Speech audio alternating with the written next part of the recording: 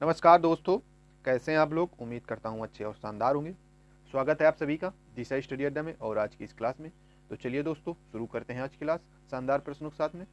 पहला प्रश्न है कि नई दिल्ली में आयोजित इंडिया एआई इम्पैक्ट समिट 2026 का मुख्य विषय यानी थीम क्या रखा गया है।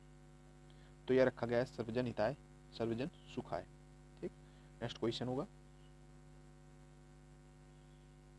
कि अपनी पुस्तक हिंदी हिंदू स्टोरीज के लिए वर्ष 2026 का प्रतिष्ठित आनंद केंटिस कुमार स्वामी पुरस्कार किसने जीता है।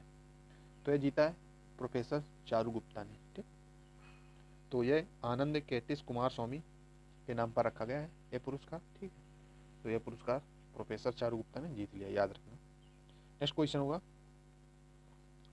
कि हालिया संसदीय चुनाव में बहुमत हासिल करने के बाद बांग्लादेश के नए प्रधानमंत्री के रूप में कौन कार्यभार संभालने वाले हैं। तो हैं तारिक रहमान। ठीक है, जो तारिक रहमान है वो खालिदा जिया जो हैं पूर्व पीएम रह चुकी हैं बांग्लादेश की, उसके उनके पुत्र हैं। ठीक, और इन्होंने 2/3 से बहुमत हासिल किया है। और जो शेख हसीना की पार्टी थी उसको यहाँ पे चुनाव लड़ने नहीं दिया गया है। ठीक है, तो ये मान लीजिए एक तरफा चुनाव हुए हैं और इनकी जीत हुई है। नेक्स्ट क्वेश्चन होगा कि हाल ही में राज्यव्यापी मुख्यमंत्री ग्रामोत्थान योजना किसने शुरू की है। तो यह शुरू की है गुजरात ने। ठीक, तो ये उन्होंने शुरू करी थी 2018 में। ठीक, और ये फिर से शुरू करी गई है और जो मुख्यमंत्री हैं विजय रूपाणी उन्होंने शुरू करी है।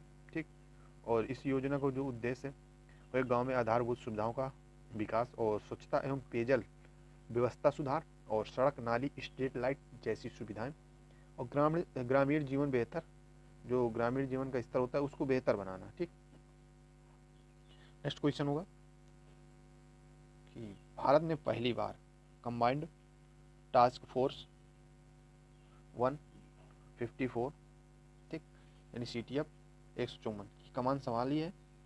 इस बहुराष्ट्रीय नौसेना बल का मुख्यालय कहाँ स्थित है। तो यह बहरीन में स्थित है। इसका जो मुख्यालय है तो बहरीन में स्थित है। ठीक है, तो चलिए समझते हैं इसके बारे में। तो भारत पहली बार कंबाइंड टास्क फोर्स 154 यानी CTF 154 का नेतृत्व कर रहा है। यह एक बहुराष्ट्रीय समुद्री सुरक्षा टास्क फोर्स है और भारत की ओर से इसका जो नेतृत्व है वो इंडियन नेवी कर रही है। ठीक है, और ये जो पहल है ये कंबाइंड मैरीटाइम फोर्सेज यानी CMF के अंतर्गत आती है, ये आप लोग याद रखना। ठीक है, और इसके जो मुख्य कार्य होते हैं वो हैं लाल सागर, अरब सागर और पश्चिमी हिंद महासागर क्षेत्र में समुद्री सुरक्षा प्रदान करना और ड्रग्स व अधिकारों की तस्करी रोकना। ठीक है, जो समुद्र के द्वारा ड्रग्स व हथियारों की तस्करी होती है उनको एक तरह से रोकना और समुद्री डकैती और आतंकवाद पर निगरानी करना। ठीक है, और समुद्री व्यापार मार्गों की सुरक्षा और अंतर्राष्ट्रीय सहयोग को बढ़ावा देना। ठीक, और इसका जो मुख्यालय वो है बहरीन में, याद रखना। और इसके जो सदस्य देश हैं वो लगभग 30+ सदस्य देश हैं। ठीक, ये आप लोग याद रखना। नेक्स्ट क्वेश्चन होगा कि हाल ही में किस राज्य केंद्र शासित प्रदेश के मुख्यमंत्री ने तुलबुल नेविगेशन प्रोजेक्ट को पुनः शुरू करने की घोषणा की है। तो ये की है जम्मू कश्मीर। ठीक है, तो जम्मू कश्मीर के मुख्यमंत्री कौन है आप लोग कमेंट करके जरूर बताना। ठीक, नेक्स्ट क्वेश्चन होगा हाल ही में किस मंत्रालय ने नैतिक, समावेशी और जिम्मेदार AI उपयोग को बढ़ावा देने के लिए एक राष्ट्रव्यापी डिजिटल अभियान शुरू करने की घोषणा की है। तो की है इलेक्ट्रॉनिक्स और सूचना प्रौद्योगिकी मंत्रालय ने। ठीक, नेक्स्ट क्वेश्चन होगा कि हाल ही में केंद्र सरकार ने देश की पहली लग गया तो इम्पोर्टेंट हो गया। ठीक है, अंडर वाटर ट्विन ट्यूब सड़क और रेल सुरंग के निर्माण को मंजूरी दी। ये किस नदी के नीचे बनाई जाएगी। तो ये ब्रह्मपुत्र नदी के नीचे बनाई जाएगी। ठीक है, पानी के अंदर। ठीक, ये आप लोग याद रखना।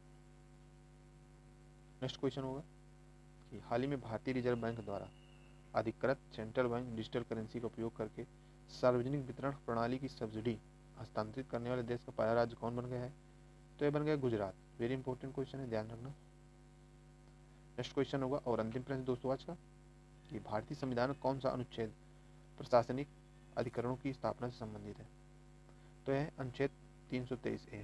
ठीक, तो जो अनुच्छेद 323A है यह भारतीय संविधान में प्रशासनिक विवादों के त्वरित निपटान के लिए और प्रशासनिक अधिकरण यानी एडमिनिस्ट्रेटिव ट्रिब्यूनल्स स्थापित करने का प्रावधान करता है। ठीक है, तो इसे इंदिरा गांधी के कार्यकाल में लाया गया था यानी जोड़ा गया था और यह 42वें संविधान संशोधन द्वारा जोड़ा गया था। ठीक है, और यह अनुच्छेद कहता है कि यह संसद को अधिकार देता है कि सरकारी कर्मचारियों की सेवा संबंधी विवादों के समाधान हेतु अधिकारी यानी ट्रिब्यूनल स्थापित करें। ठीक है, ये आप लोग याद रखना। तो दोस्तों, आज की ये क्लास कैसी लगी आप लोगों को कमेंट करके ज़रूर बता देना, और जो भी कन्फ्यूजन हो आप कमेंट कर सकते हैं। ठीक है, चलिए मिलते हैं एक नई क्लास में शानदार प्रश्नों के साथ में। तब तक के लिए दोस्तों जय हिंद, पढ़ते रहें और मस्त रहें।